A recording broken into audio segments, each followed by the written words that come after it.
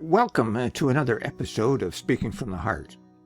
This is where we explore gospel wisdom and weave it into the fabric of our business, work, and our personal lives.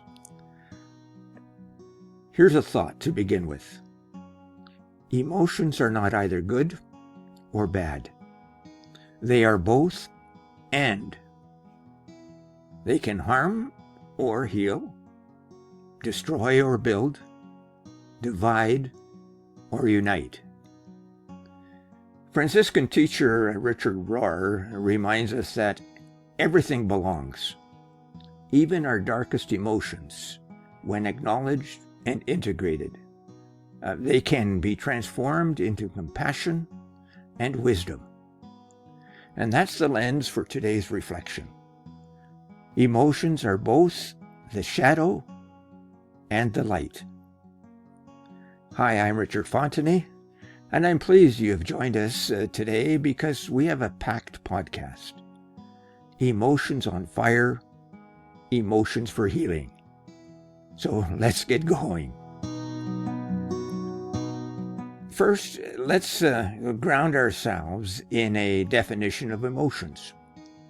Emotions are complex, and they are inner responses, physiological, psychological, and spiritual. They shape how we experience life, and they're not just feelings in our head. They affect our bodies, our relationships, and our choices. And for example, joy, lifting us up in celebration. Anger, raising us up when we are betrayed. Sadness, weighing us down when loss touches our lives.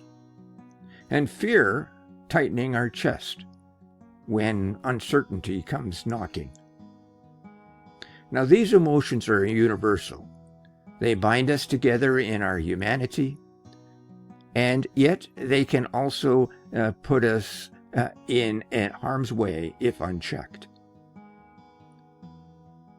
And emotions are like fire. And fire can warm a home, cook a meal, and provide light in the darkness.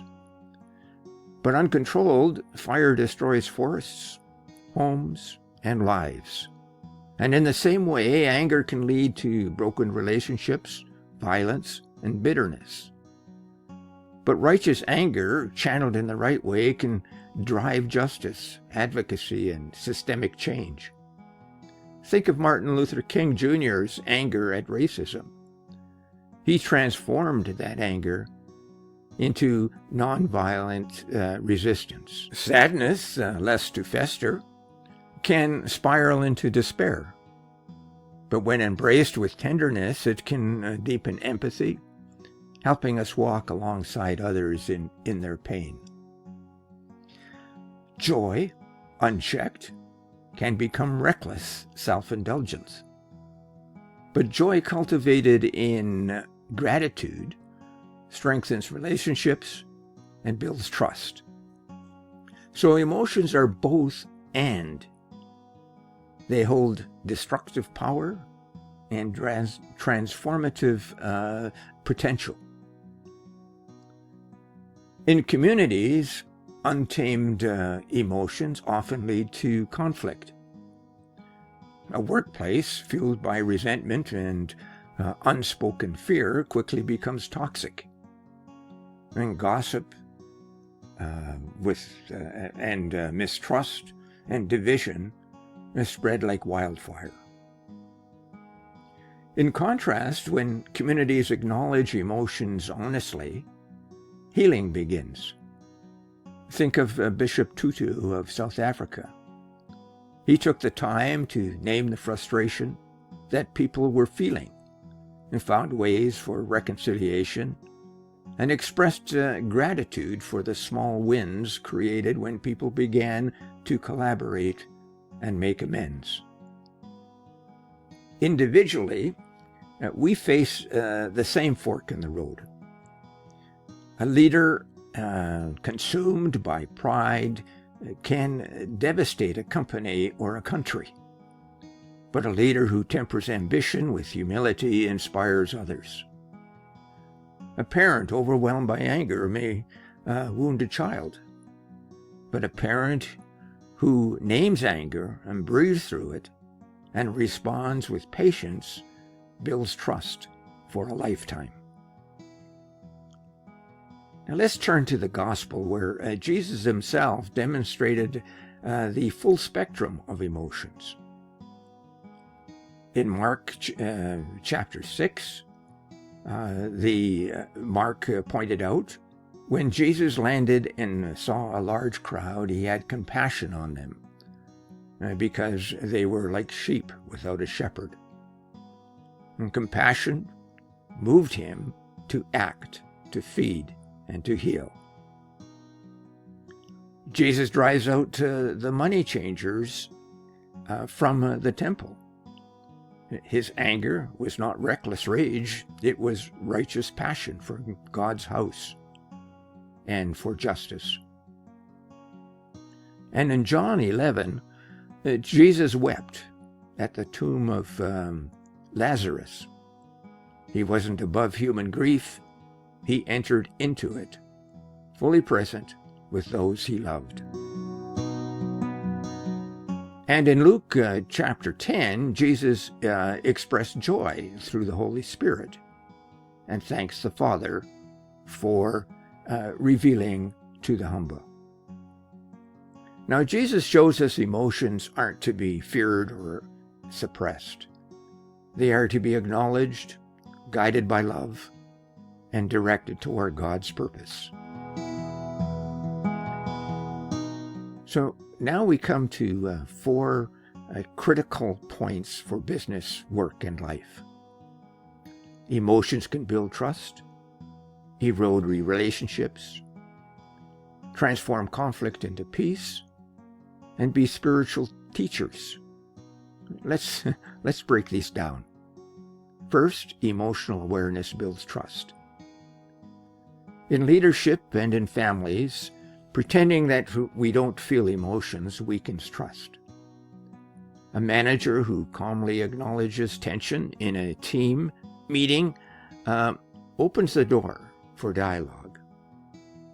A parent who admits sadness over a child's struggle models vulnerability and strength. 2, untamed emotions erode relationships. Think of times when someone's explosive anger poisoned the workplace, or when violent resentment festered in a marriage. Left unexamined, emotions erode the very bonds meant to sustain us. And number 3, tamed emotions transform conflict into peace. Now, when we pause before reacting, such as taking a breath, saying a prayer, or seeking wisdom, we shift from reaction to a positive response. And that's how conflicts resolve peacefully in communities, workplaces, and in our homes. And number 4, emotions are spiritual teachers. Anger can reveal where injustice lies. Fear can remind us to lean into God's promises. And joy can remind us of God's abundant grace. And every emotion can become a doorway into deeper spiritual growth. Now, here are a few stories to illustrate about the things that I've just been talking about. A faith community faced division over a new project.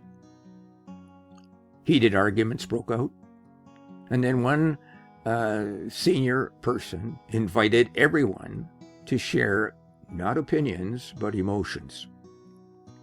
People named their fears, their hopes, their disappointments. Tears flowed, anger softened, and there the community was rebuilt. I recall a parent who once shared how they almost lashed out in anger after a long day. But in that split second, they remembered Jesus' patience with his disciples He took a deep breath, chose gentleness, and at that moment, it became a connection rather than a division. So where does this leave us? Well, emotions are both and. They can fracture or they can heal. They can destroy or they can build. They are part of our God-given humanity. And when guided by love, they lead us toward wholeness. And as we close, let me invite you into a reflection. What insight, word, or phrase resonated with you today? What touched your heart? And what can we, yes, you and I, do this week to tame our emotions so that it enriches our business, work, and our family life?